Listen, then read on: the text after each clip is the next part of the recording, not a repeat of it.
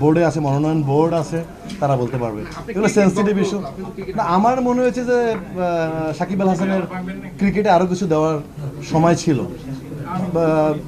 Is too early to the, কারণ ওইখানে আমি কি রাজনীতিতে ঢুকে গেলে আর খেলাটা কন্টিনিউ হবে না। আমি এখন পুরোপুরি একটা এমপি নির্বাচন করে এমপি ঢুকে গেলে আমার এই অভিনয় এগুলো আর হবে না, হয় না। আপনি যখন জনগণের সেবা করে, আপনি দেখেন আমি 6 বছর যখন আমি শিল্পী সমিতির সেক্রেটারি, আমি সিনেমা এত কাজ করতে পারিনি।